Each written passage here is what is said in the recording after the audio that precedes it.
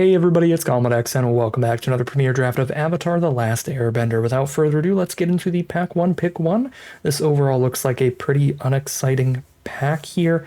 My favorite cards out of what I've played so far are Low and Lee Twin Tutors. These are really nice with the Firebending lesson. That's a lesson that deals damage to a creature, so giving that lifelink and being able to tutor it off of casting this is pretty nice. That can really help you stabilize and deal with your opponent's threats at the same time. However, there's also the Hermetic Herbalist here. If we want to just immediately hop into a 2-color pair, this looks like a pretty decent card for the green-blue lesson strategy. And then there's like Secret Tunnel if we just want to take a colorless card. This is also a pretty good one to animate with your Earthbending, because then you have an unblockable Earthbended land. But overall, none of those cards are really things I'm happy to first pick, but I will go for the Low and Lee. I've got a little bit of experience with this card at the very least. Pick number 2, Combustion Technique, looks like a great lesson to go with Low and Lee. They can tutor out the Combustion Technique, and then the Combustion Technique can lifelink off of the damage it's dealing, so that's very nice. There's also Airbender Ascension. Have never seen this card yet. 1 and a white. Airbend up to 1 creature when it enters. Whenever a creature you control enters, put a quest counter on it. And then if you have 4 more quest counters on it, you can exile a creature you control and return it to the battlefield. So it's a very slow way to try to redo a bunch of enter the battlefield effects in the late game. It feels a little too slow for draft. It's a little too aggro-oriented. So I'm just going to take the Combustion Technique there. Pick number 3. I didn't hate Avatar's Wrath in our sealed deck that one time, but I'm also not super pumped about it. It's not a full-on board wipe or anything. It's kind of a tempo play. So that's a fine rare. I almost would rather just hop onto Invasion Submersible if I'm going to go off color on this pick. I do think this is likely quite a bit better than the best black or red card. We just have filler commons. Although the Freedom Fighter is good for decks that care about like allies entering the battlefield. And then like 1 Fire Nation Engineer, which has been fine, but not super duper impressive. I'm going to take Invasion Submersible there. This card has been very impressive. You're a Mana War style bounce creature, really good tempo play, and you get that 3/3 body off of it really easily. The fact that you can exhaust it with Waterbending instead of just any mana makes this very, very easy to turn into a creature. So it's almost like just a straight up 3 mana 3/3 bounce and on land permanent. Pick number 4.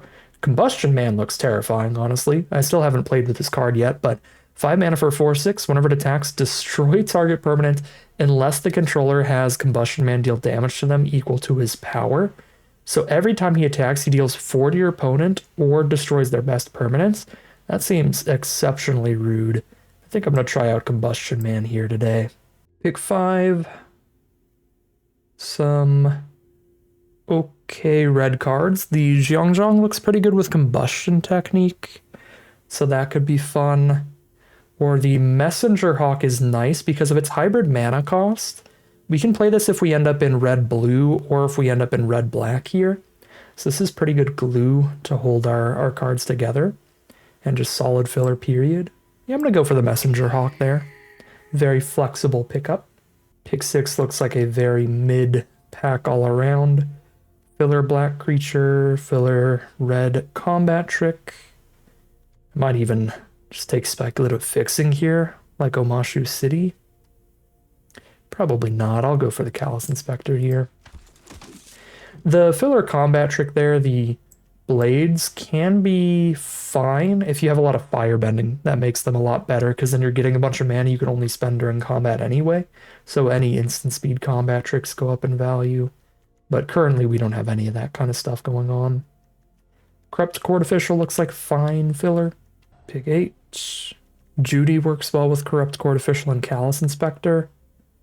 And there's that Freedom Fighters that's also fine, but I think we're kind of pushing into black here now as the number 1 color. Pick 9, there's a Boomy Bash for filler removal out of red. Lost Days is better removal in blue that also synergizes with Low and Lee, so I think I'm speculating on that. It's not even the most speculative ever. We're only 1 card deeper into red than blue right now, so they're both pretty equally represented, so pretty easy to lean on the blue spell there for just power level purposes. It's like tempo removal plus you get a clue. So you can be up a card out of that, but you can't with the red card there. Just lock it on black, make sure we have more than enough filler. Taking Azula Always Lies here. Another Azula Always Lies or Fire Nation Engineer. We'll grab our first Engineer over our second Azula Always Lies. I'm not a big fan of the Daily Indoctrination at all. I don't think that 2-mana sorcery Earthbend 2 is basically ever good, and then the other half of that card is only good in the early game.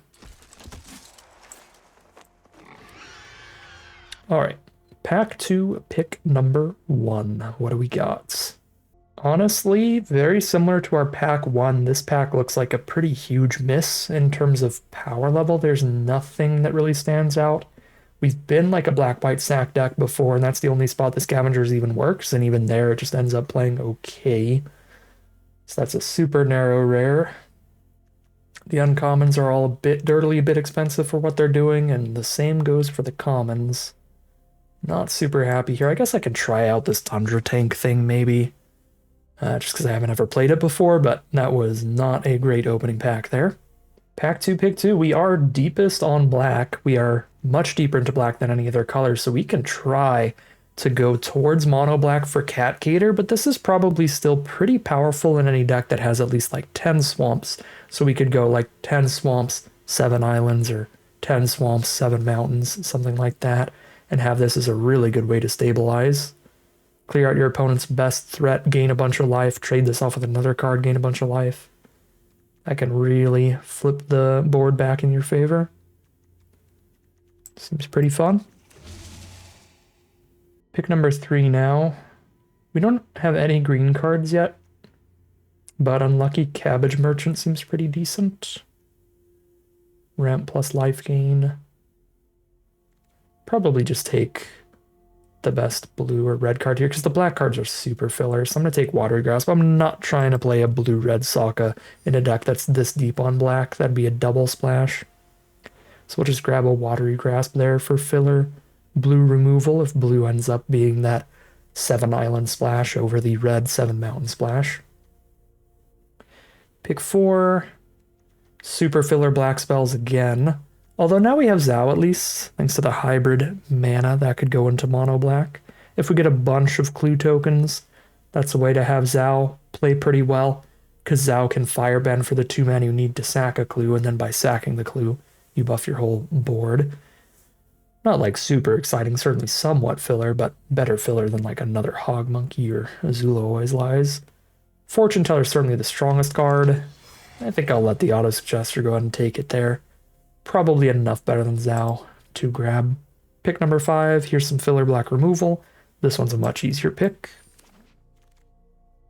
Pick number 6, Azula. Another much easier pick. Draw a card every single time she attacks because she firebends for 2, and you immediately use that 2 firebent mana to sack that clue. She's also a noble to go with Lo and Lee. So if we don't need removal, we grab an Azula when we cast them.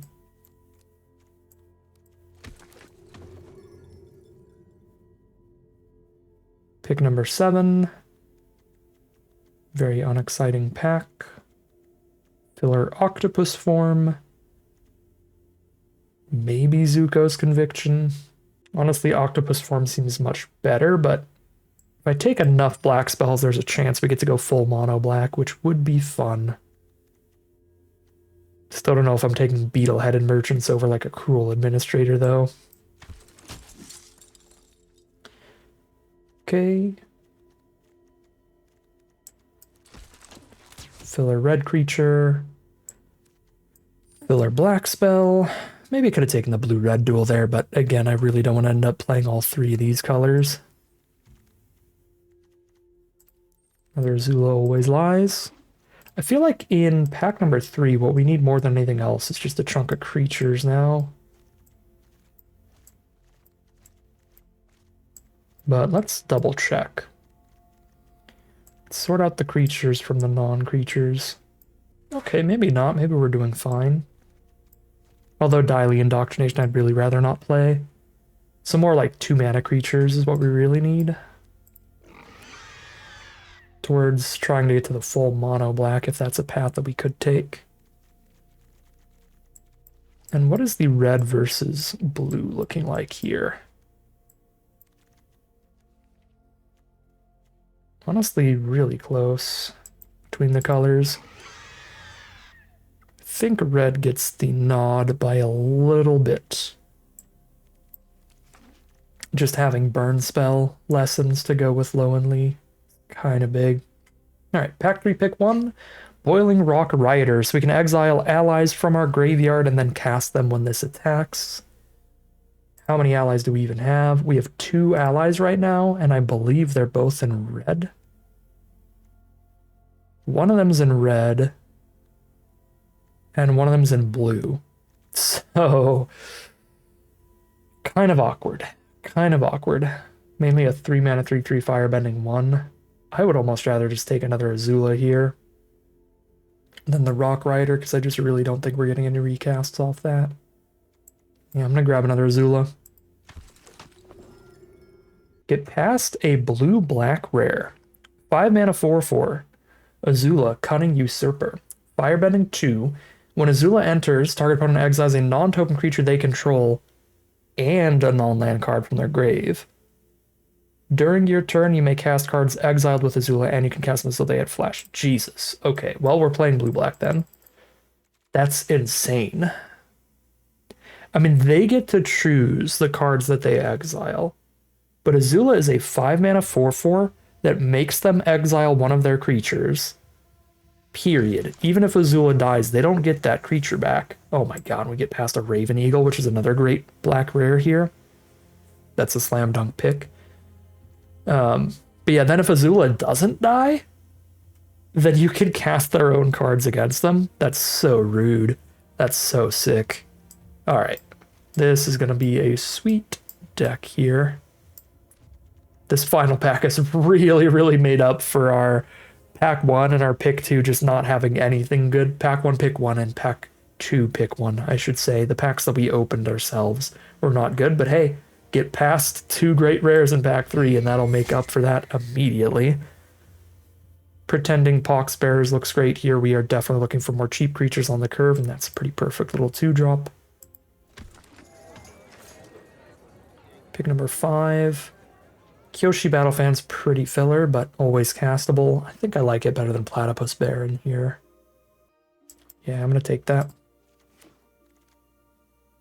Pick 6, another Sokka. I like another Pretending Poxbearers. Hama's interesting. Hama's like an infinitely worse version of Azula, the rare one. Which, I mean, you can't ask for much from an uncommon in comparison to like a great rare like Azula, but still seems a little slow. Yeah, I'm just going to run the Poxbearers. Pick 7, great removal spell, Epic Downfall. 2 mana, deal with any 3 mana or larger creature. Second copy of Catgator comes back around to us, pick number 8 here. Sold Out would be more consistent if we were deeper into blue, but I think we're going to be deep enough into black here, basically just splash blue to run Catgator in a 10 to maybe even like 13 swamp deck. Should be fun. Another Azula Always Lies. This is really just the Azula deck. Double Azula on the hunt, an Azula Cunning Usurper, and triple Azula Always Lies. I don't think we'll be running all 3 of those, but they do exist. Alright, a bunch of filler stuff that is likely to get cut is what we're grabbing for the rest of this draft. And we'll go ahead and get to the cuts here. I might genuinely just play Azula as the only blue card in this deck, so that I can go like 12 swamps, maybe even 13. Invasion Submersible or Lost Days, I think, are the closest to also being worth splashing, because they are very good for their cost.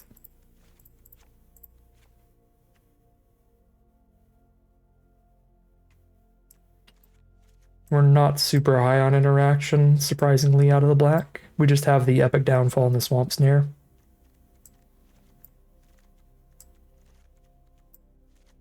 I feel like this is probably a pretty good Zuko's Conviction deck.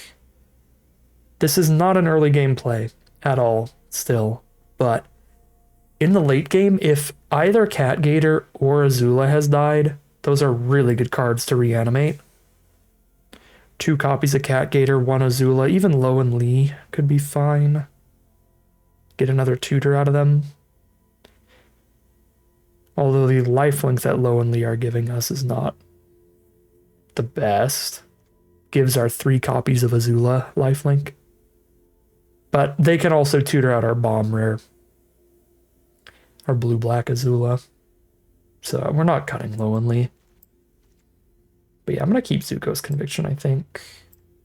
Cut Tundra Tank and some Azula Lies. Creature count is 22. We can definitely cut at least 5 more creatures. We'll cut 4 Hog Monkeys real quick. Probably Pirate Peddlers. Yep. 2 more cuts to go. Judy is pretty decent here, I would say, because Judy works great with the double Callous Inspector, the double Pox Bearers, the Merchant of Many Hats. We got some nice sack synergies going on. So that looks solid. I think all of the creatures that we have left are perfectly playable, but we could still cut 1 or 2 more. But I think it's probably best to just cut 2 copies of Azula Always Lies, and then we've got a deck. Yeah, that looks good to me. I'm gonna go 11-6 here. We have 3 blue cards in the entire deck. I think we can afford 11-6. Every blue card in the deck only requires a single island to play it.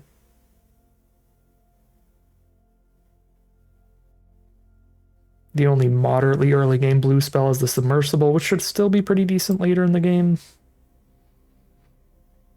But it is kind of a tempo play, so it does get diminishing returns. I'm still going to go 11-6 on it. I can't resist with double Cat Gator, so... Alright, this looks like a really fun deck here. CatGator.exe. We'll have to see how it plays out for us as we hop in the gameplay. Alright, here we are on the play for game 1. Solid start.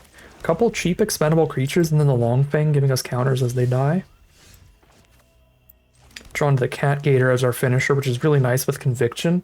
The only flaw that we see with that is that we only have 2 lands in the opener, so we're going to have to draw 5 more lands before we can cast this whole hand out. Cat Gator is quite an expensive card for sure. Unfortunately, our first draw step does not find us a land here. Or our second draw step, I should say. Does not find us a land here. So we miss our 3rd land drop.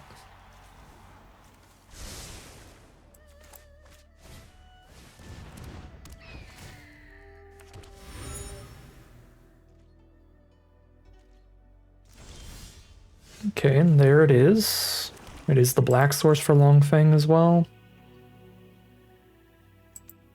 And that's big enough to now send Poxbearers in. I think I still play that pre-combat so that if they do take a trade, which is quite unlikely, but just in case, we can get a +1/+1 counter out of the deal.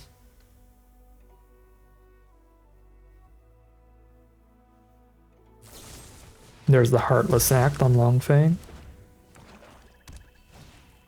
And then whenever a player casts a non-creature, they lose 2 life. Luckily, we are surprisingly a 17 creature deck, so pretty solid creature count here to get around that.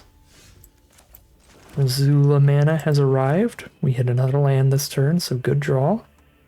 Obviously can't attack into the first striker, so we're just going to be holding off on the defense here.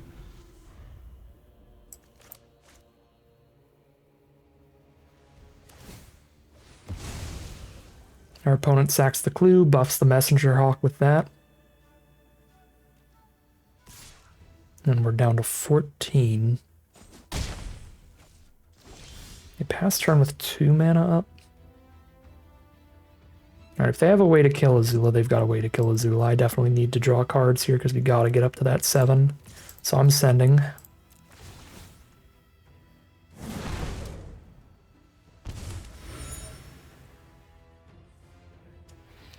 Can go full control mode, so if they kill her somehow, this mana is still around after she dies, but before combat ends, and I can use this mana to then reanimate her.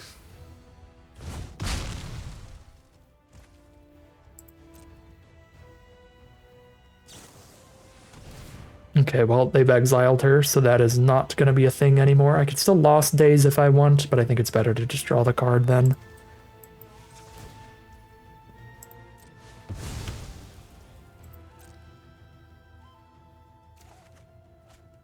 Perfect, we find land 5.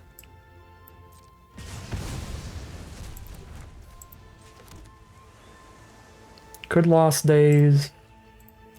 Could Conviction, but I'm just bringing back a tapped long thing. Rather just Inspector. Get my clue into Trump.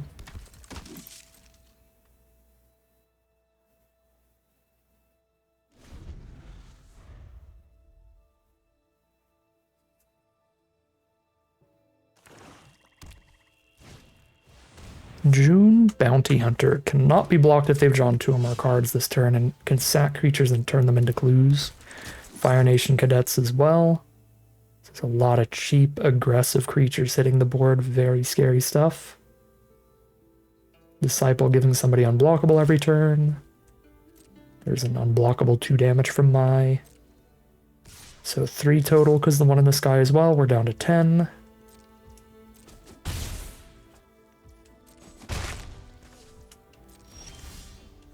Messenger Hawk is the draw. Unfortunately, Messenger Hawk only gets the buff during our turn, because if I sack 1 clue token during our opponent's turn, that's still our first drawn card for the turn, so it's not 2 or more. So it won't get buffed on blocks unless I have 2 clue tokens to sack. So I'm just going to sack right now, because if we have a land on top, I can play land 6 this turn.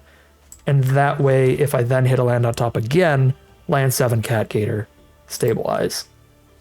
That is like our one plan to have an out this game to turn everything around. Basically, like if we hit the Catgator land, I think we can flip the game in our favor. But if we don't hit it, we're going to die soon. Especially unblockable Fire Nation Cadets, we die in 2 swings.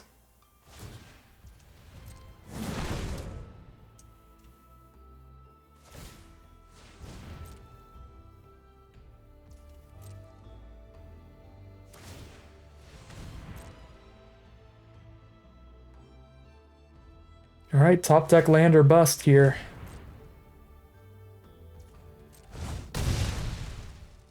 Go to 6. That is not the land. So we can Lost Days the Cadets after they buff it up to lethal stats. I would still take 2 damage from Mai, unfortunately. But I think that is the best play that we have. None of our creatures on this board are nobles to give lifelink to. If I tap out for this, I just take lethal. I guess not technically lethal. I take 1 plus 1 Firebended, 2, 3, 4. I take 5 damage from unblockable cadets. Then if anything else gets through, I die. If Inspector dies, then I die, which Inspector would die if they just go attack all. Yeah, I think I have to be on Lost Days here. I don't really see a way around that.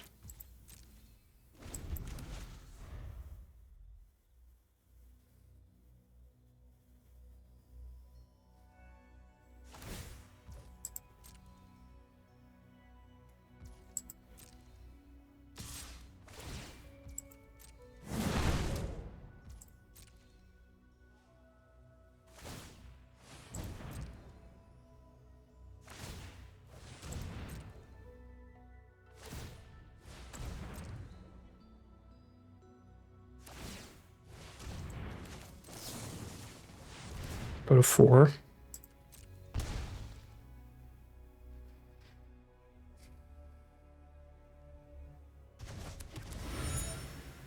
Come on, land. No.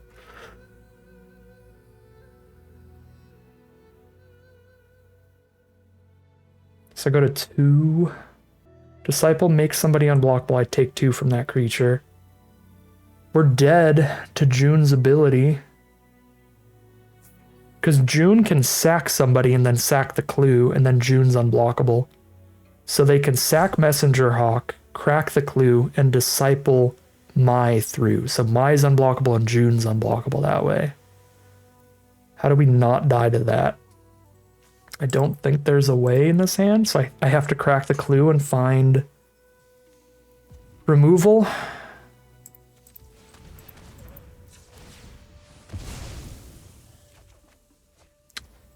That does not do it.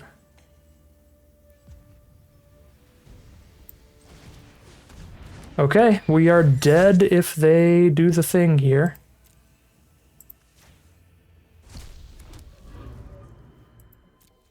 We're dead if they sacrifice Messenger Hawk, sacrifice the clue, give my unblockable. That's 4 unblockable damage.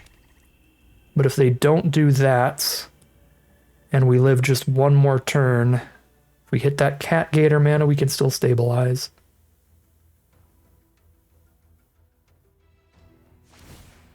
Unblockable Mai. Lo and Lee. Okay, so they don't even have to do something fancy here, I'm assuming then. If they're playing Lo and Lee instead. They probably just have some extra 2 damage trick to kill me. They find Combustion Technique. Okay, no, they actually do just miss lethal there. Oh, okay, here we go. Gain 4 off of this.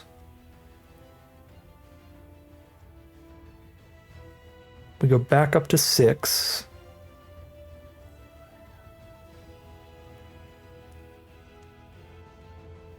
They can kill our Raven Eagle before our Raven Eagle gains us any life, but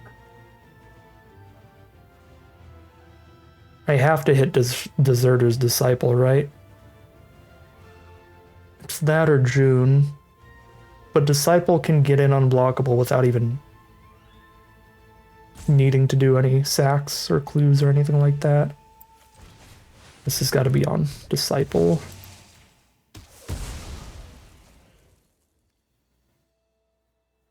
A Raven Eagle's going to get shot by Combustion Technique for sure. So just send it and get the exile while I still can. Although now I do give them the option of killing our other flyer. I guess, yeah, I mean, they could do fancy June things this turn, right? Kill the other flyer, sack a creature, draw a card, and then hit with unblockable June and unblockable Hawk for 5. That is not the play, though. Just attack with Mai. Sure. Poxbearer's right. I have enough clues. I don't want to really take the Inspector ping here.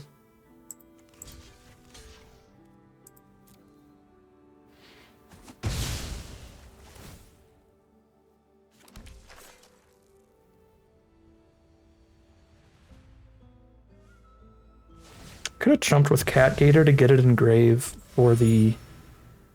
Oh, I'm surprised they sacked the Mai. Yeah, I should have chumped, because that has the exile ability too, but now they're letting me keep Raven Eagle? Oh, they had a second Mai is why they sacked it, I see. I mean, letting me keep Raven Eagle is super fine by me. Like, now I can't reanimate Cat Gator, obviously, since they exiled it, but Raven Eagle's still a really good one to keep around. Be life draining every turn. Exile Mai from their grave to get another clue. Cast Lo and Lee, grab Azula. Could be the flip for us.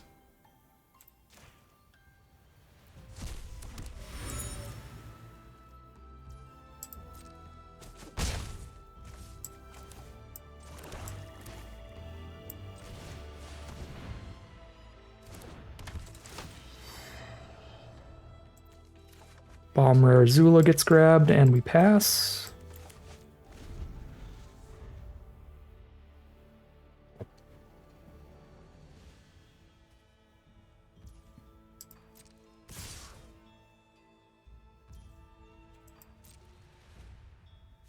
Send in the squad. It's probably not a good sign at all.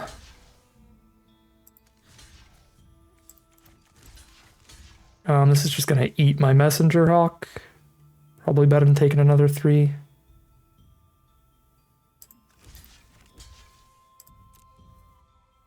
This This feels like a Flunge with some extra damage to face spell in hand. I really should not be going down to 3 life, because it'd be 3 from the Hawk plus 1 from Inspector dying.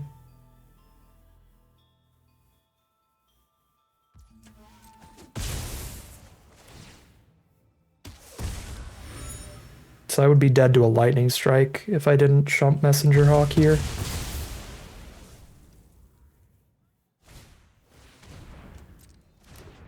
Another June.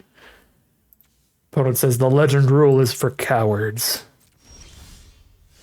3 of all legends, come on in. Let's have a party.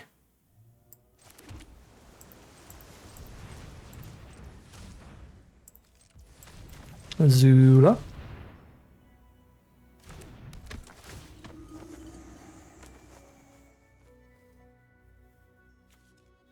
Mai is a noble if we could get a Lowen Lee and Mai out at the same time, but I'd have to Zuko's Conviction for that.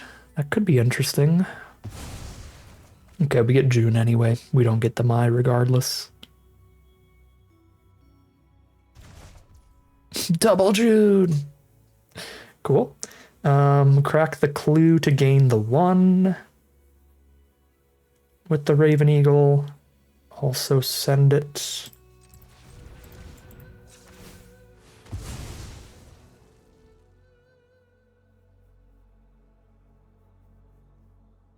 This is the Lightning Strike they were trying to throw at my face, probably. Which I can counter with Azula Always Lies. Nope. Swamp Snare Trap is the draw. That's a good one. And kill Messenger Hawk with that. Don't hate it. I actually have enough clues on this board. I don't need to send Raven Eagle here. So yeah, let's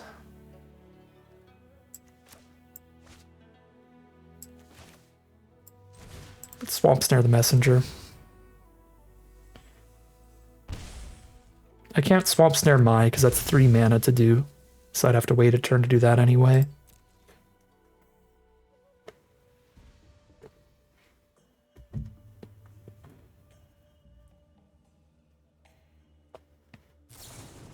It is the Lightning Strike on the Eagle.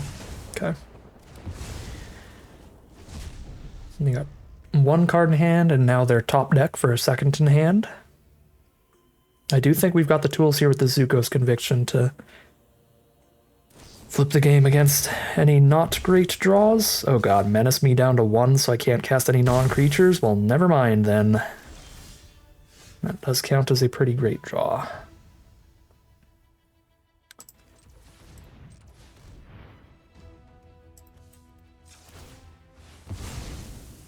I gotta find my next Cat Gator. It's an Azula that cannot attack. Or I shoot myself to 0. All my other blue spells are spells, so I don't need blue mana, because I can't cast any spells without dying to my... Okay.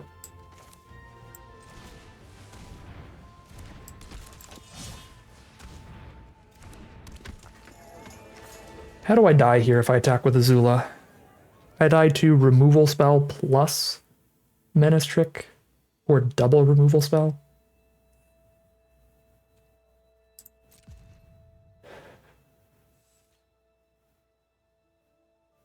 One removal spell would already be pretty bad for me though, right? Because I have to double block and then 1 removal spell and they eat both my creatures. Probably do have to pass for a turn, but it doesn't feel good passing at all at 1 life. The more turns I give them, the more likely they are to just find another Lightning Strike. So I do think I need to pressure their life total as quickly as I can. But I think the blocks are so bad to just a single removal spell right now that I should wait 1 turn and then start getting that damage in.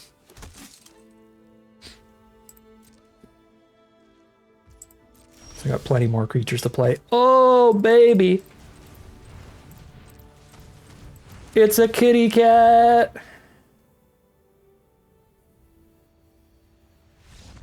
There's the concession from our opponent. You love to see it. Crazy game there. Huge stabilization. We are super lucky our opponent missed lethal on that 1 turn there. It would have been a risky lethal if they don't know the set well yet, which is fair enough. It's like the second day the set's out or something at the time of this recording. But I just had a single black mana untapped, so unless I had a one black mana instant speed removal spell, they could have done the unblockable Mai and sacked somebody and drawn the card to make June unblockable as well. And we would have just died. Straight up died earlier this game. I think that's really the only super deciding point I can think of in the game.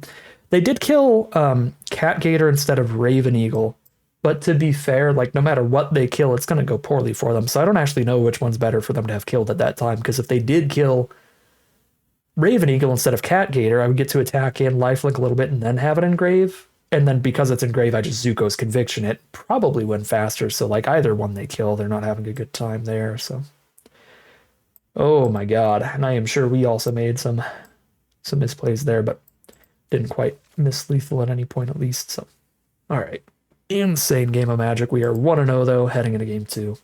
All right, here we are on the draw for game number 2 with a great opening hand. We've got a 1-mana creature, 2 different 2-mana creatures. There's only 2 lands in the hand, but that's still plenty to do. Actually, even our non-creature spells all cost 2 or less in this hand, so we are good regardless of what we draw for some time.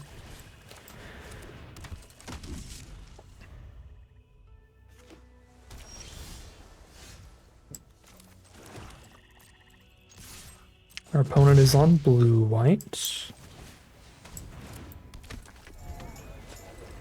Blue-white has a lot of really good tempo plays, like bounce spells, airbending spells. But it can be pretty dependent on like what rares they have, what their real archetype is. There are some cards that'll buff like all of your flyers. There's a lot of that, you know, airbending and bounce kind of synergy where you can redo enter the battlefield effects. But there's also like an ally rare or two, like Katara. That's just a busted card in general, but particularly for allies. Beetle-headed merchants coming down nice and early off of their mana ramp. We'll go ahead and downfall that to keep some damage coming in. And we get to low and lean into our bomb rare next turn. I mean, obviously we don't play the bomb rare next turn, but we'll have it in our hand. Okay. Merchant of many hats of their own.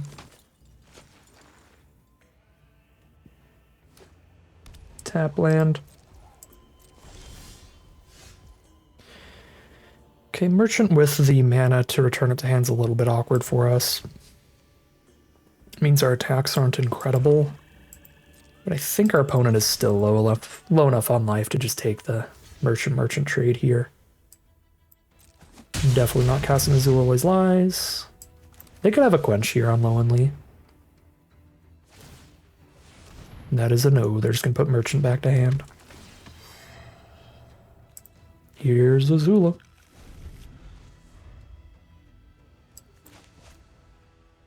We really are an Azula theme deck. We have uncommon Azula, rare Azula, Azula Always Lies. Probably have at least one other card that mentions Azula in one way or the other. Yep. We have Azula's Defeat. Wow. Well, that's not very flavorful. Didn't even notice the whole time that was Azula on that. Because I don't know the lore. I am not particularly interested in running out Azula into open blue. When if I draw one more land, I can do that. And not care about Quench at all. Okay, they don't have the Quench. We should have just ran her out.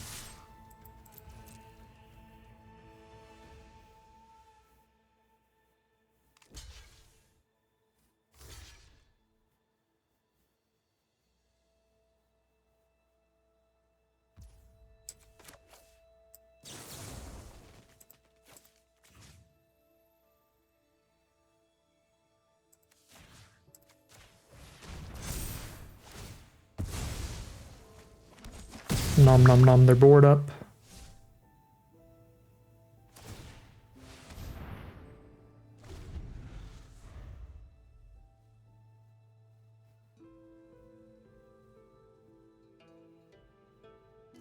Yeah, I mean, if they had the quench, they probably would have used it on Low and Lee, but they always could have drawn it the turn after.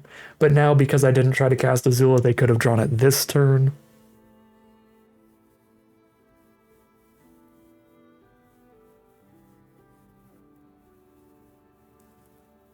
They look like they may be heavier on black than blue. We've seen 2 black spells. 3 black spells, Fire Nation Drill. Okay. Now I don't feel quite as bad about not playing Azula yet, because that would just blow her up this turn.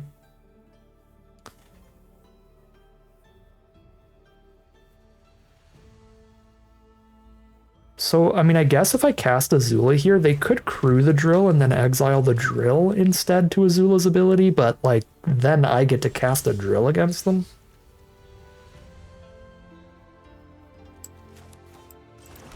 We did draw into the mana to play around Quench, but I doubt they drew it this turn. They do have Bender's Water Skin untapped, so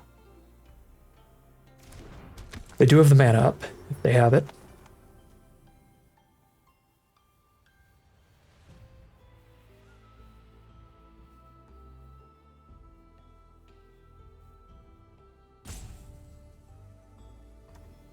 This is straight up just a vehicle afterward, right?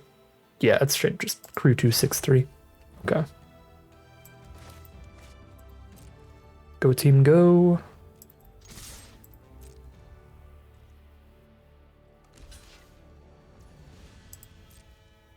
I can flash them, but I can only flash them during my turn.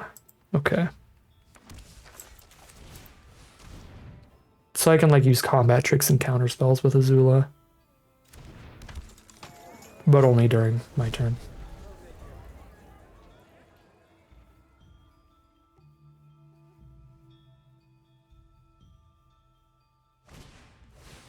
There's their own Azula. Alright, cute. We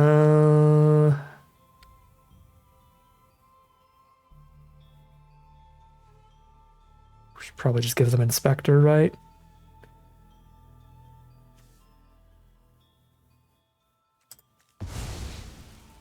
Inspector's not big enough to crew. Oh god, our graveyard is really strong though.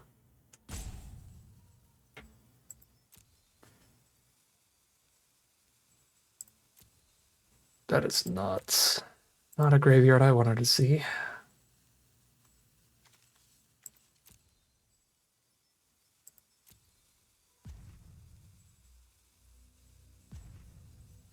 Longfang? This is bad. We can't give them Downfall. Azula Always Lies seems like a really bad choice to give them. What I don't like about giving them Merchants is that then they can play Merchants and Inspector, and Merchant's big enough to crew the drill, but it's probably not quite as bad as giving them Longfang. Flood out a little bit here.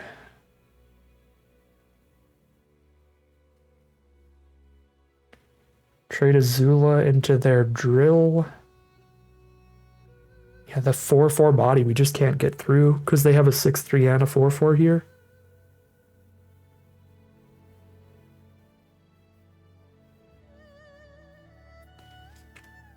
Reverse Azula'd hard, and our opponent is just fully stable. Whatever card we chose there. I guess she firebends the merchant. That's cute.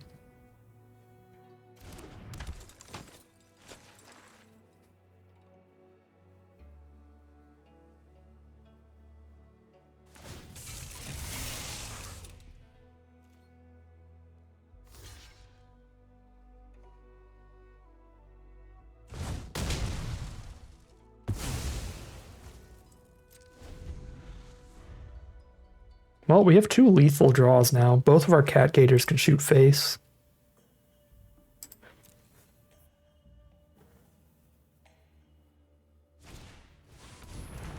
What the heck? Green-white spell has arrived. Hello, White Lotus reinforcements. Plot twist.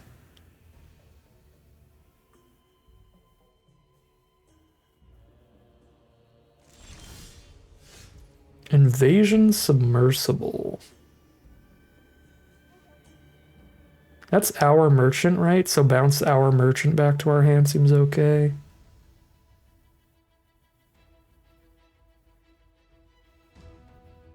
I don't have a super good enter the battlefield effect bounce. I mean, I can bounce low and lead, get rid of their counter to recast them and get another small Azula, but I can't get anything like crazy. I could get Lost Days off of them.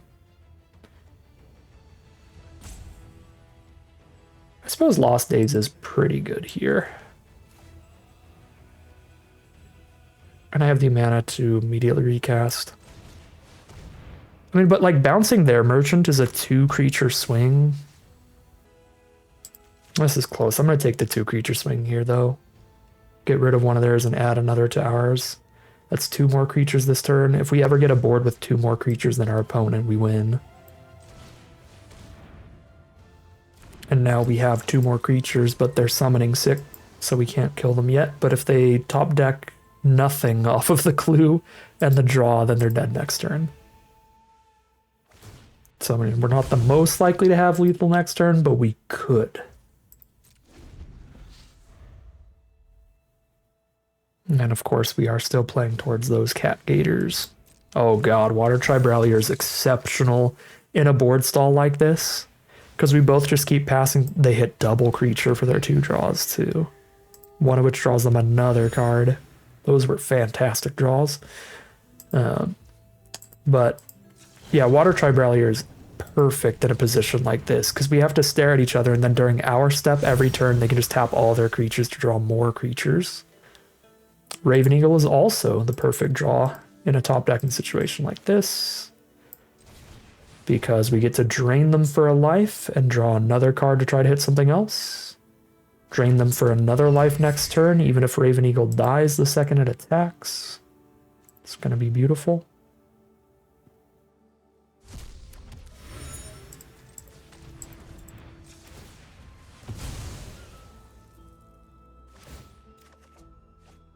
Corrupt Court Official's not so good here, but... 1, 2, 3, 4, 5, 6. 1, 2, 3, 4, 5, 6, 7, 8 creatures. If I have 1 more creature than our opponent, they're dead now. So I guess we do play out a 1-1 and pass. Because if we ping them for a single point of combat damage, the Raven Eagle sack puts them to 0. Yep, they've got enough mana for the double activation, though, so they're very likely to get enough blockers here. Alright, they missed on the second one at least. Did they top deck a creature to go with Sokka? Or do we get to attack all, drain for 1, and ping for 1 with our 1-1? Crack the clue?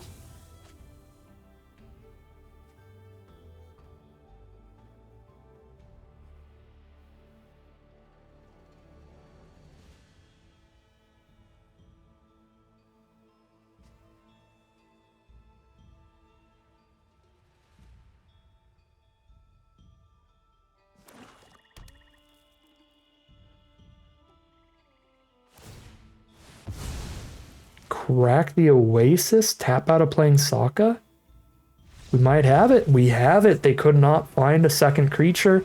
They see the writing on the wall. If they just cast Sokka and pass, then they have 7 creatures against our 8, which means one of our creatures hits them for 1 to put them for 1, and by sacking the clue, that puts them to 0. Crazy, crazy game of Magic there. Very bomb-heavy one this time. Bombing each other back and forth. They hit us with the... where is it? It's underneath the land now. The Fire Nation Drill. Excellent. 2 for 1 removal plus creature, and then the nice 3 for 1 Azula. And we hit them back with our own Azula, and the late game Raven Eagle really wrapping that game up for us. We are 2-0, head into game 3. Here we are on the draw for game number 3. We got our Azula in the opening hand, the bomb rare version, not the solid uncommon version. So we know what we're playing towards. We make it to 5 mana. We try to win off an Azula. Our opponent starts with a Judy. She is too low mana value to hit with Epic Downfall, although I would absolutely spend the Downfall on her. If I could. Instead, we play Pretending Pox Bearers.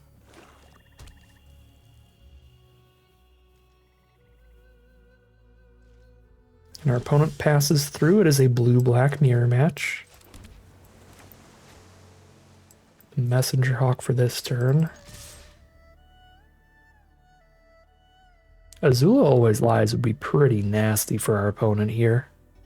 -1/-1 the Inspector, +1/+1 the Judy. Luckily it's just an octopus form, which is fine. We trade our Poxbearers 1-for-1 into that combat trick. And I guess even if they had like Azula Always Lies there, the upside is that both of our creatures have a death trigger, so it's not like a full-on 2-for-1. We still get a little bit of value back out of it. There's Waterbending Lesson, draw 3, discard 1. Unless they Waterbend 2, but they don't have enough permanents to Waterbend 2.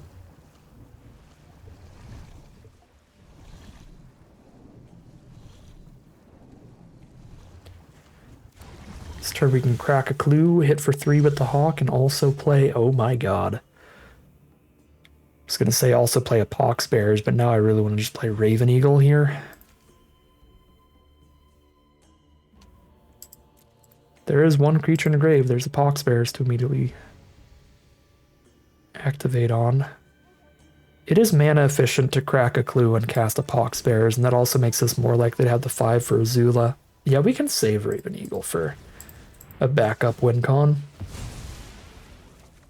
Let's make Azula a lot more likely, and sure enough, we did find the Azula mana.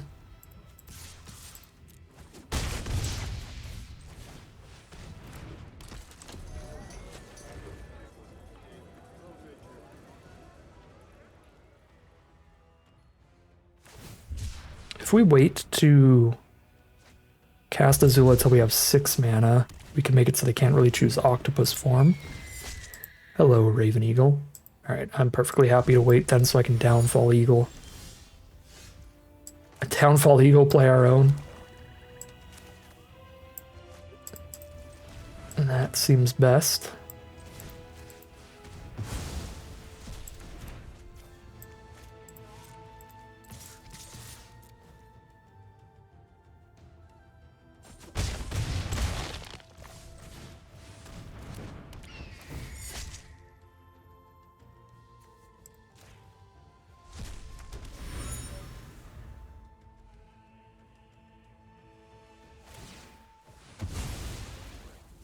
Our opponent's digging. We've got quite the board state here. And they're just going to concede pre-Azula. We take those. Raven Eagle alone more than enough, and we are 3-0 heading into game 4. Alright, here we are on the play for game number 4. This is an interesting opener. Court Official into Engineer. We've been drawing a whole lot of islands. It's been kind of weird. We're on 11 swamps, 6 islands. But I feel like we've been hitting like equal islands and swamps pretty consistently. The land counts have averaged out to where they should be. Once we get to like 7 or 8 mana, then we're at like, you know, 4 or 5 swamps, 3 or 4 islands usually. But it's been weirdly high on blue sources in the openers, starting us off. I think I have to Swamp Snare Trap here. I don't think I can Trump attack with Court Official. Because this is a small enough creature that they're probably going to feel super fine with taking that bluff. And if they do take that bluff and make that block, it's terrible. Because the Engineer can't put counters on itself. If the Engineer could put counters on itself, I would have just Trump attacked and ran this out. Because then it doesn't matter too much whether they choose to block or not. But okay, or if I had Azula Lies in hand, I would have done that. But now we just play Azula herself. That way, next turn I've got 5 mana worth of plays. Perfect curve here, although I doubt Azula sticks around if our opponent has any removal in their hand. But if their removal is just like Firebending Lesson, the red common, it can't kill Azula yet.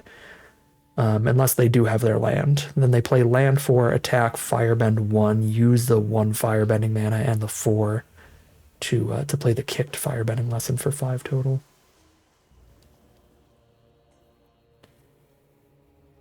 Hopefully that's not what's happening here, but it could be. They've played land number 4.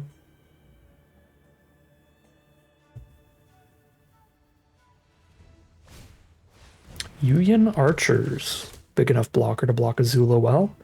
But luckily our Corrupt Court Official is really good against the Archers. If that ever wants to attack, it's not going to have a good time attacking through the Court Official.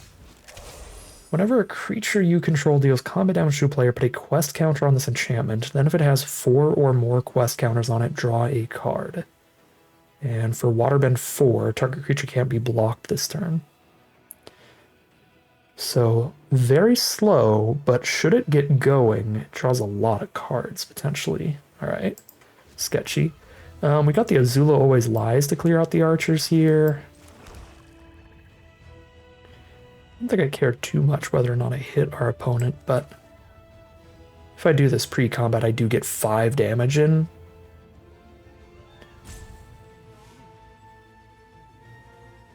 Actually make it 6 damage. That feels pretty worth it. Just put the pressure on our opponent here. Hit for 6. Unless they chump with the Sages. And if they do, then that's going to make it really hard for them to use their Waterbending Ascension. We drew into a Cat Gator for a finisher. Let's go. They're going to take it all so that they can keep that Sages around, actually have a creature to try to be attacking with. I'm going to spread my threats around rather than make one astronomical Azula. Because blue has removal spells that can deal with a creature no matter how big it is. There's the 1 blue mana, keep the creature tapped. 5 mana, put it back on top or bottom and get a clue. Okay, well now they have the 3 power to block Azula, but if they do that, they take 5. I still draw a card. They're really close to Cat Gator death.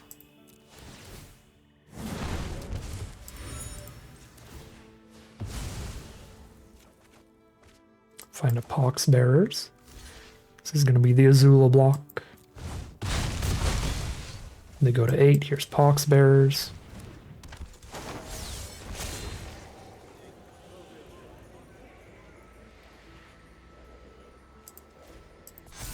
Oh wait, that thing is 3 toughness natural. I should have put it on Pox Bearers. I just figured because Pox Bearers has a good death trigger, I don't really want to put many resources into making it any bigger, because I already don't care if it dies, but if I put 1 counter on it, they can't block it well with Fortune Teller. No creature. 3 mana up, I just pray for no quench here. This feels like Flunge and then post-combat Cat Gator, because they probably have to cast some kind of removal here. At the very least, they want to cast some kind of removal here if they have it.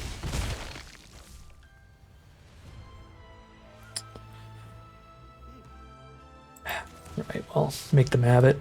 Okay, no quench. That's game. 4-0, guaranteed a positive record here off of a great win streak to start us off.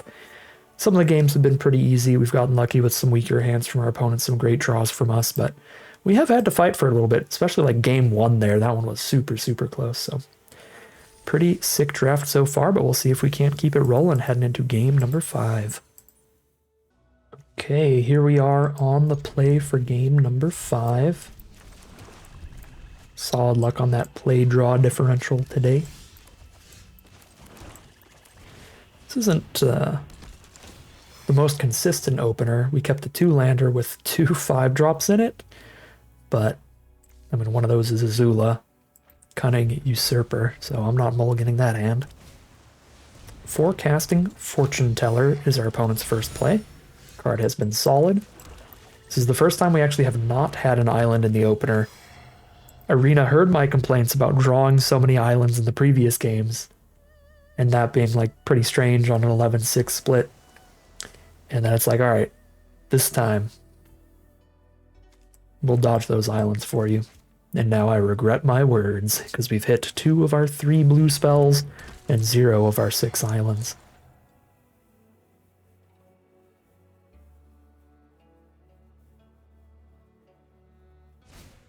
Deadly Precision, kill Long Fang. And poke us for 1, you got it. Swamp 4. This is awkward, but with nothing else to do right now, I think I'm supposed to just pretend Zuko's Conviction is a second copy of Longfang.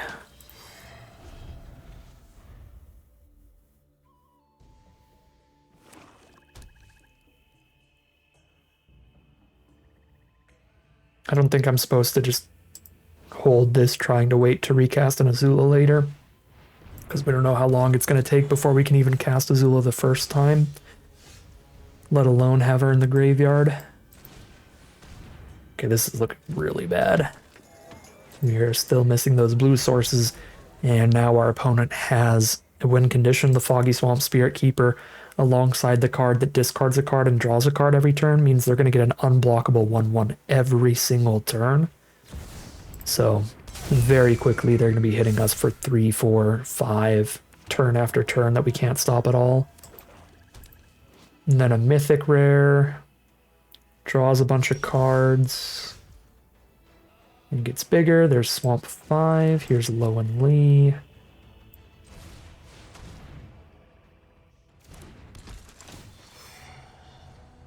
We are going to get ripped to pieces here.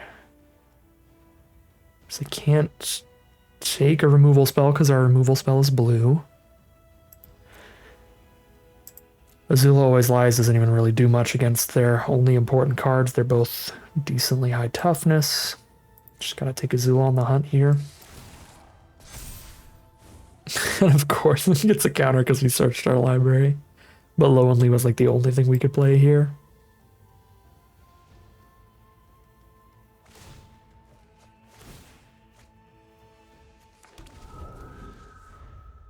Oh, they draw a card when we search our library as well?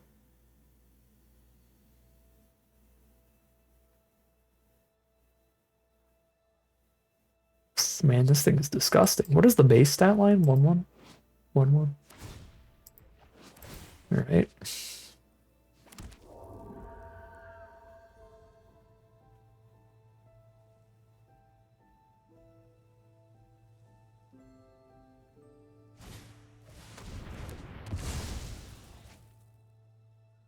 They Swamp Snare the Longfang.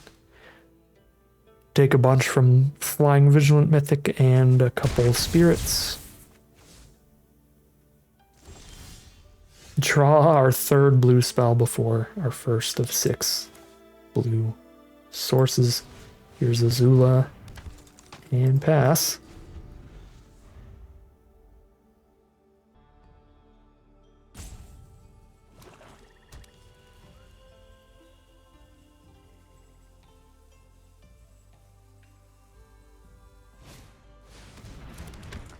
Make a second 4/4 version of the Swaggy Fomp Spirit Keeper.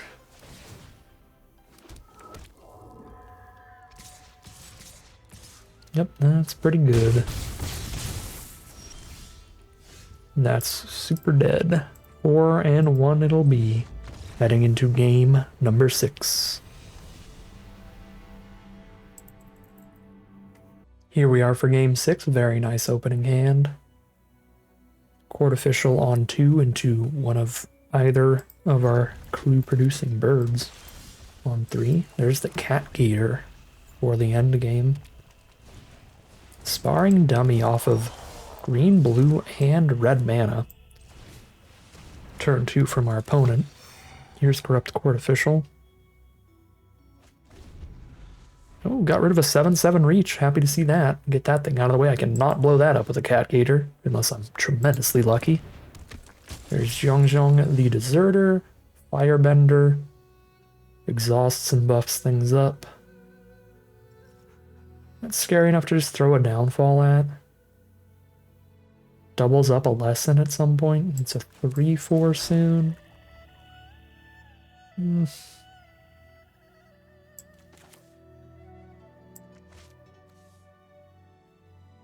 Kind of want to just Raven Eagle there. 7/7 here. Get a flyer to start attacking with the Engineer.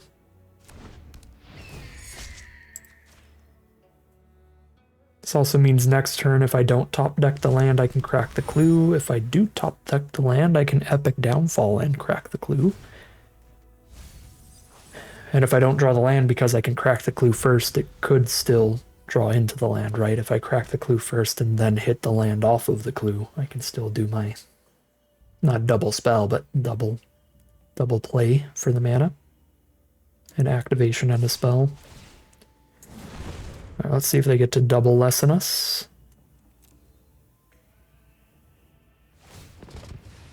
It's gonna just be like double firebending lesson where they just kill one creature. Yeah, that's fine. They literally could have just done that for 5 mana, so the Raven would die either way, even if they couldn't do a double lesson. Okay. Did not draw the land. Need it pretty desperately, so we're gonna crack the clue. Get closer to it. Didn't hit it here, but we are a card closer. Certainly awkward draws so far. This was a 3-land opener, if I remember, so we've drawn 0 lands off of our top decks so far.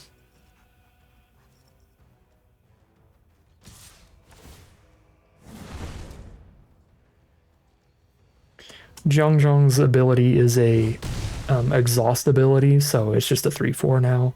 Doesn't do anything else. Platypus Bear for a 2/3. They mill a bomb rare with Sparring Dummy, but they pick it back up with True Ancestry. Good combo, and I am incapable of drawing lands, sadly. We play Inspector Poxbearers, pass. Not Callous Inspector and Pretending Poxbearers. We're playing Inspector Poxbearers, the famous detective.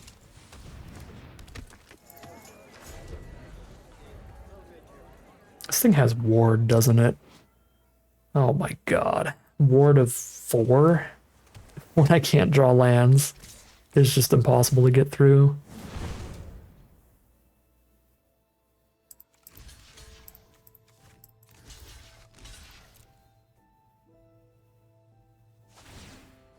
Use the Firebending mana on the clue.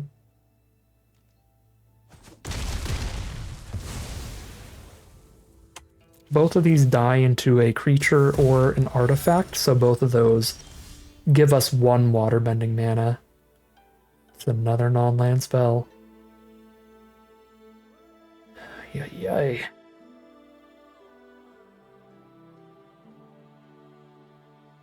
Does this have flying? No. But I don't have anything on the ground that's going to kill a 5/5 regardless. I feel like I have to crack clue and downfall the deserter.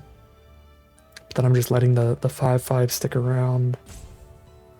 I mean, if I crack the clue, they respond by flashing this in and drawing another 2 cards.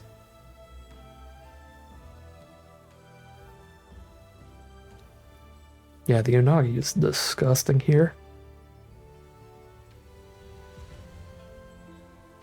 Yeah, I don't have any remotely good line. We just have to find the best of multiple bad options.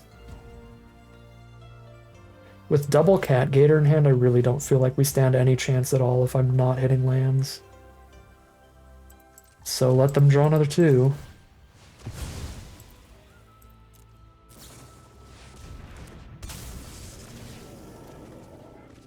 There's our first land very late into the game.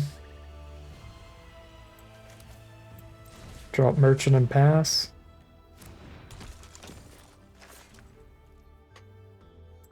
Three turns away from trying to spam Cat Gators, so if we can live another 3 turns and hit a land every single turn. That's a thought.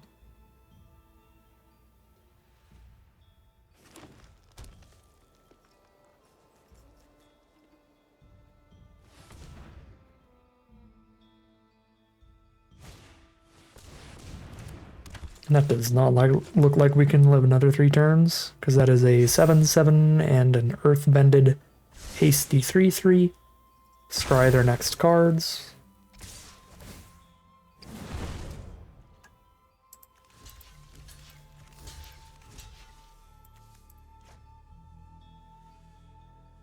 It's 8 damage.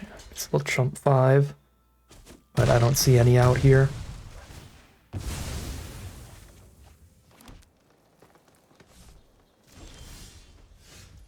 And this is not going to be quick enough. Play 1 blocker, 1 removal on Boomy. Chump take 3.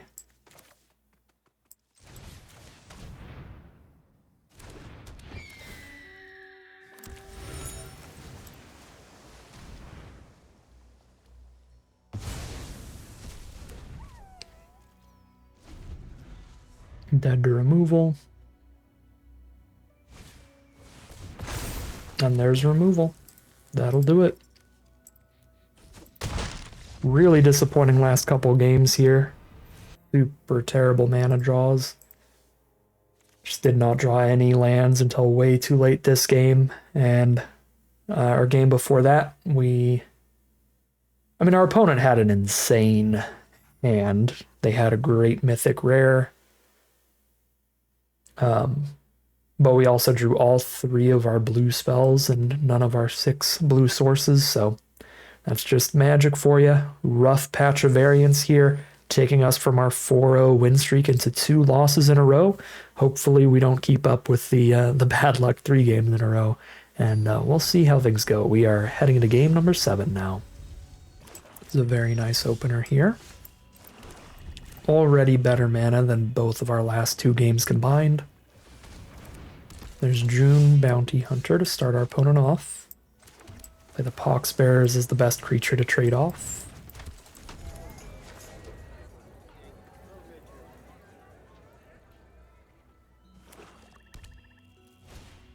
Fire, Navy Trebuchet spits out a 2/1 attacking flyer every time they send somebody else in. Drop the Messenger Hawk. Turn 4, I can double spell these 2. I don't really want to play the Raven Eagle until there are creatures engraved to get value off of, because you really don't want to be in a position where your Raven Eagle gets 1-for-1. You want to get at least 1 clue the turn you play it, so that even if your opponent immediately has removal for it, they're kind of down a card in the exchange. Because it is the kind of card that is, as soon as they have removal for it, they are going to removal it instantaneously. Okay. I can cast Azula or cast Judy holding up Azula Always Lies. They can activate June at instant speed. That is really good with the Trebuchet. So June can attack. They get a Trebuchet token. They spend 1 to sack the Trebuchet token and get a clue, and then 2 to sack the clue, and then June's unblockable once she declared that attack to trigger the Trebuchet. That is very, very good. I think I am on Judy and Azula Always Lies here. Obviously, we can just crack the clue if we don't need to cast Azula Always Lies.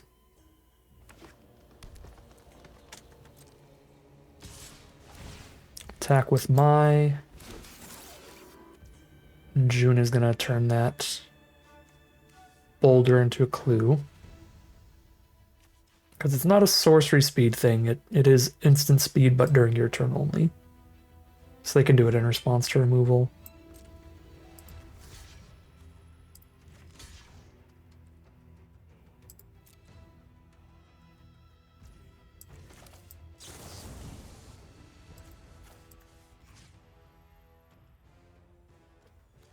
Again, I don't think I need to... Well, if I'm minus on the boulder, I'm stopping 2 damage here.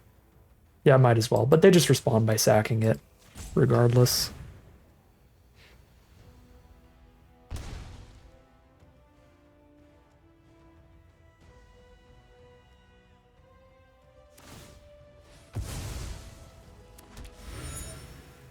See, I prevent 2 damage by doing it that way.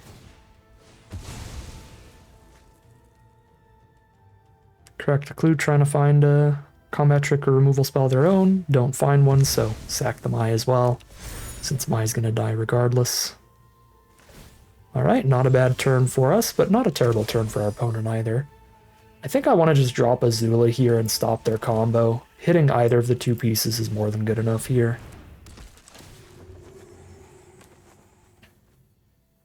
Even if Azula dies immediately. I just want to disrupt this nonsense that's going on.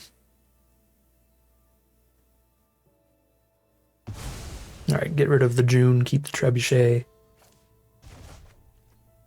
And we can flunge it in, because they have no power on blocks. Down to 16.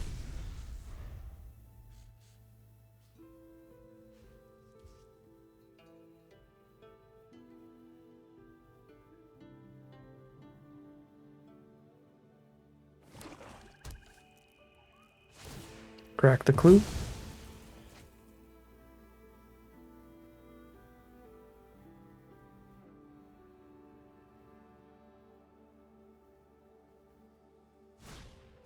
And then Earth Kingdom General, they get to gain a couple life and Earthbend a 2-2. Luckily that 2-2 is tapped for now, though. Make sure to get our Azula value here. Especially when there's no creatures for Raven Eagle to exile yet anyway.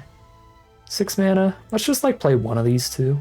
And the 4 mana Azula then. Although I could just make Judy copies of stuff, which is cool too.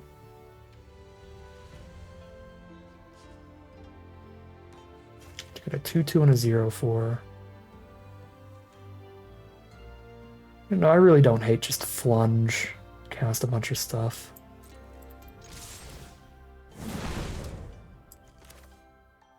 Oh, I can actually play both of these because of the Firebending.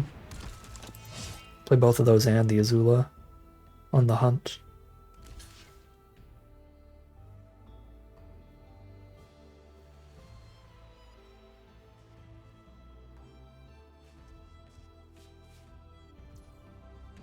Cool.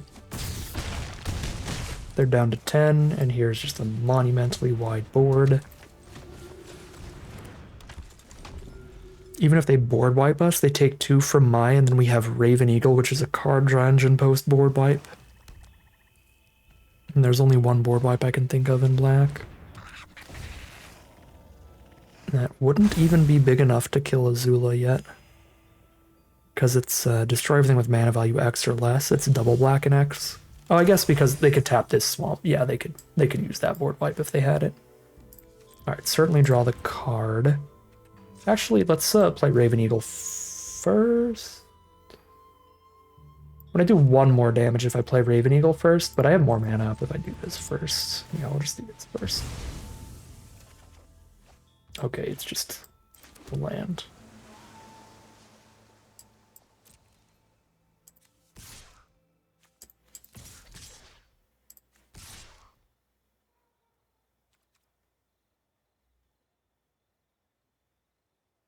Yep.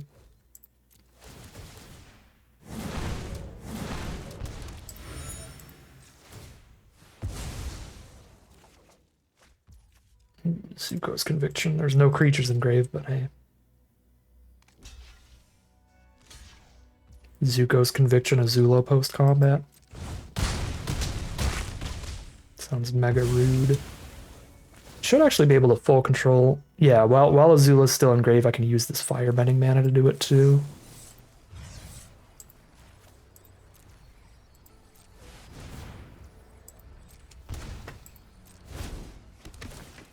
GG from opponent. And there's the concession. Azula, just a busted card, and she takes that victory for us. We are now 5-2, which makes me very happy. I was getting concerned by the double loss in a row, but now we are in the money no matter what. A great run with this deck.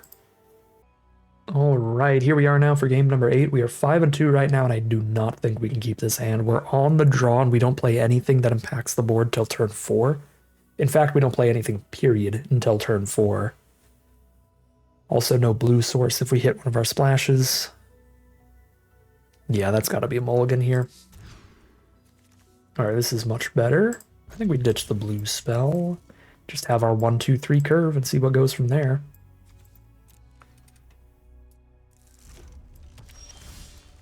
Find our second blue spell. All right. Hello.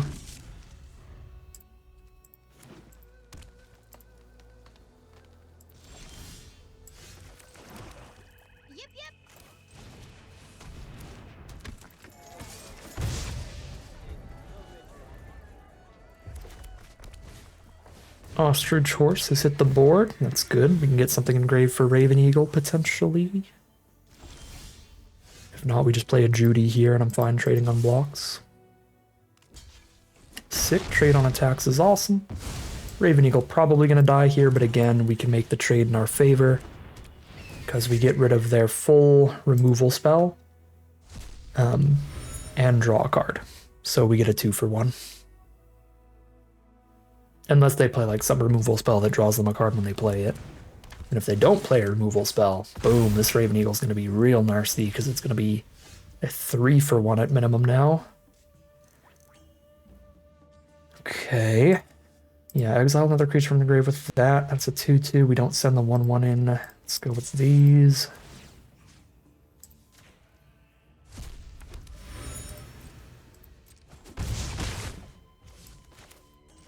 I think this is crack 1 and play Judy over just play Long Thing without cracking.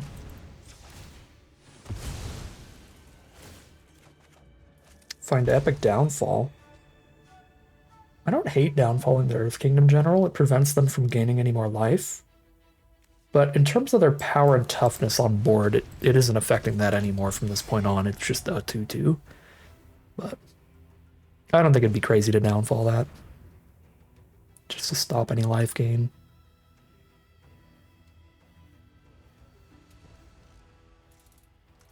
Size makes sense. Green's little brainstorm. They get to look really deep, put one in their hand. I guess it's a lot closer to Impulse or Dig Through Time, but you know what I mean? The 1-mana little draw spell. Fine with the need. Creature or land.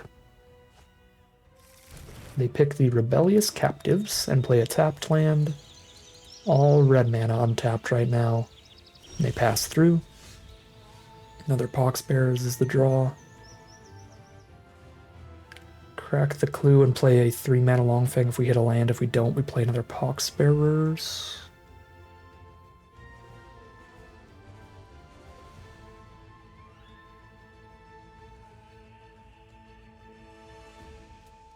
I think I'm pretty fine with just trading Judy as a 2-2 off into another 2-2, but also starting to buff my 1-1s into 2-2s feels good too. So this may be just Raven Eagle this turn. Yeah. Unfortunately, they are going to have plenty of time, I think, to get stable here. Because I'm not going to push Epic Downfall damage right now.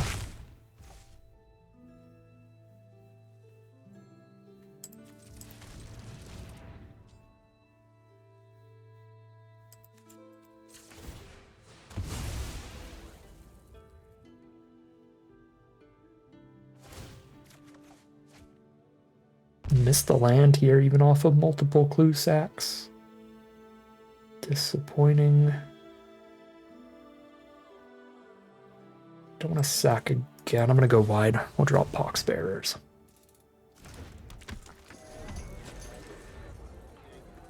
It's going to be interesting if we hit land 5 between whether we just want to play Longfang or if we want to play Poxbearers and activate Judy. I probably would have went Poxbearers and Judy activation there.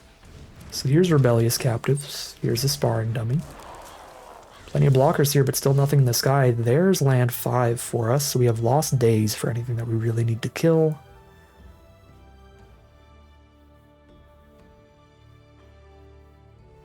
No creatures engraved for Raven Eagle now, unless I activate Judy pre-combat, which I don't hate. Let's go ahead and do that. Draw into an Azula. Put a creature in our grave.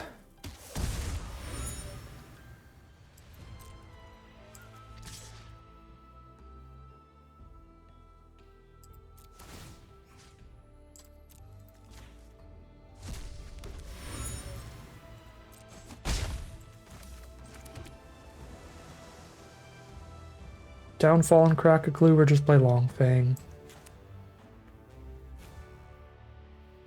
Longfang plus Judy is actually pretty good here. I should have just played Longfang main phase 1 and gotten the +1/+1 counter when I activated Judy. That was a bit of a miss there.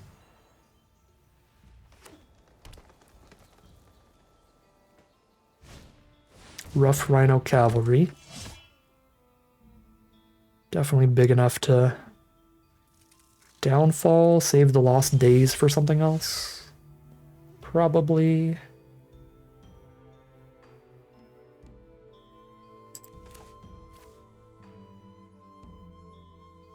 Can downfall activated Judy and still have the mana to use a clue.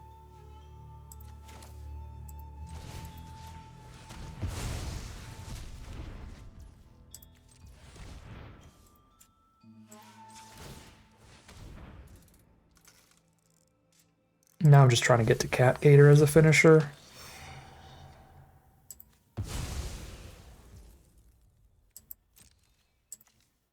No creatures in grave, but obviously still sending this in. Oh, Longfang doesn't trigger off of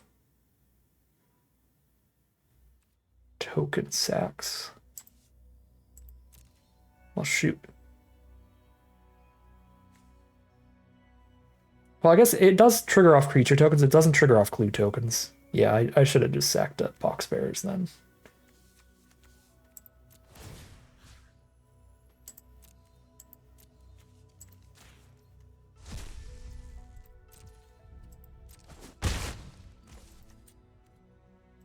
Definitely still learning this set.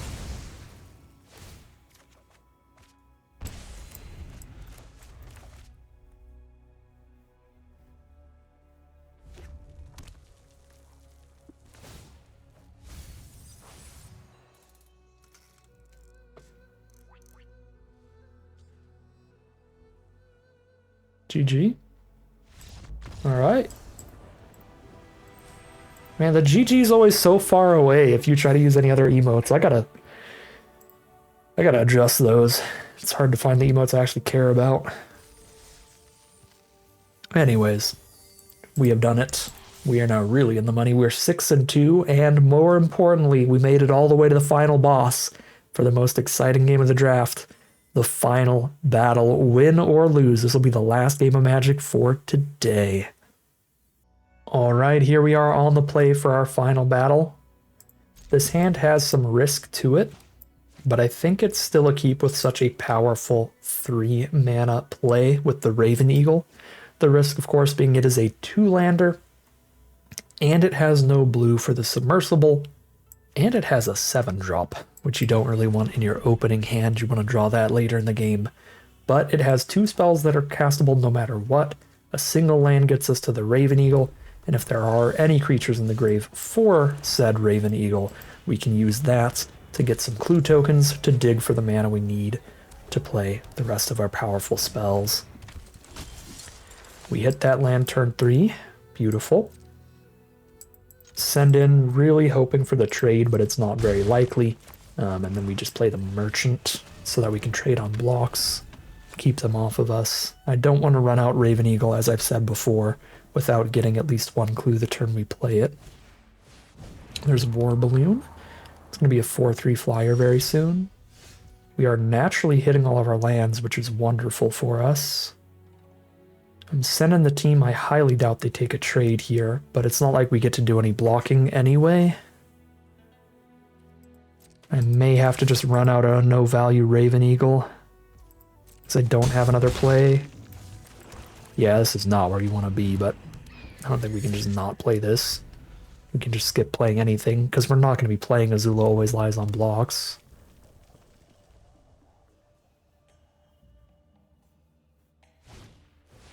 Another Deserter's Disciple. So now you can just give somebody unblockable every turn anyway, even if we held blockers up.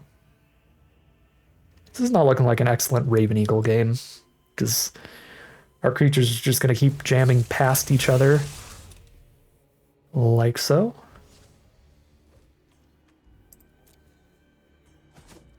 Down to 16. I mean, pretty good draws here. I would have loved a single one of these draws to have been an island instead of a swamp, but we are still getting towards Cat Gator.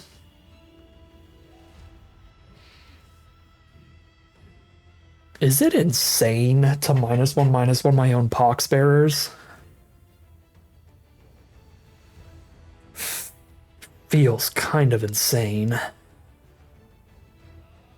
but I really do need to hit more lands, blue mana, more action in general.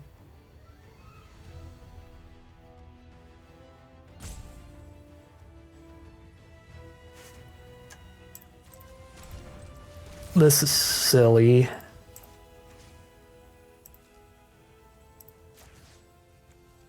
We have to do it pre-combat. I genuinely think this is the play.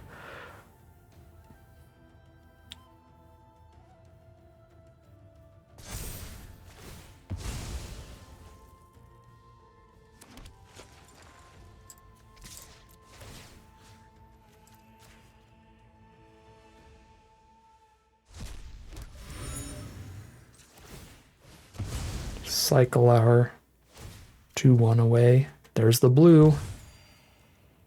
And that means we're one land draw from Cat Gator trying to finish this game up.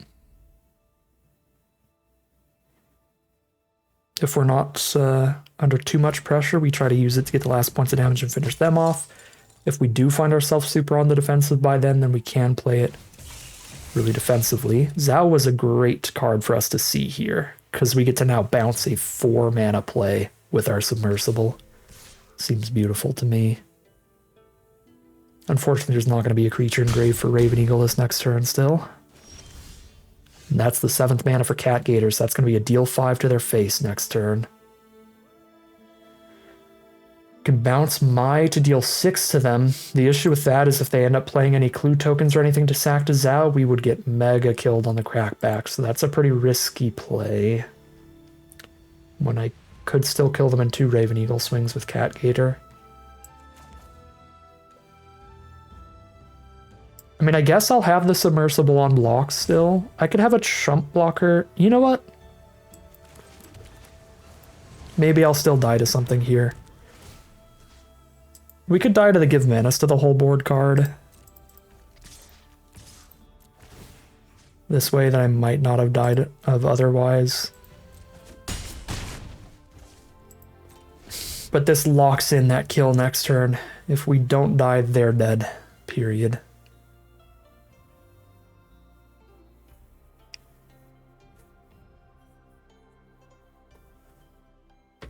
Even if they hold back to block with a War Balloon, even if they find removal for Raven Eagle.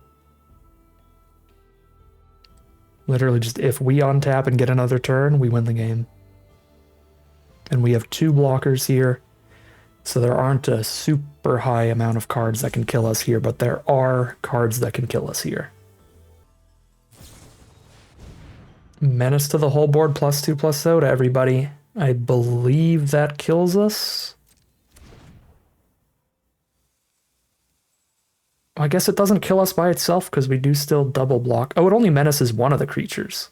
Oh, okay, well, then that doesn't, I think, kill us. If it only menaces one creature.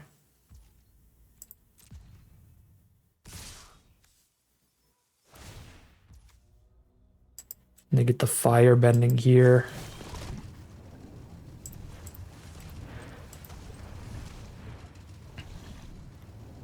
For another instant. If they have a second copy of How to Start a Riot, I think that kills us. It has to be like double How to Start a Riot.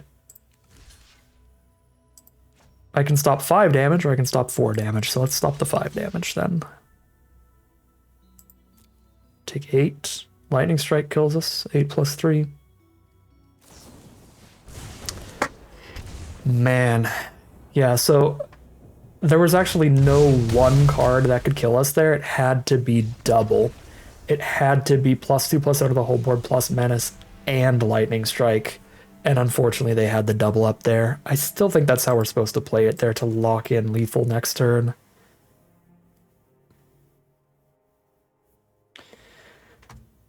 So if we hold everybody else back and just send the Eagle in, and then instead they have like removal for Raven Eagle, then I play a Cat Gator and we can't really get through again from there.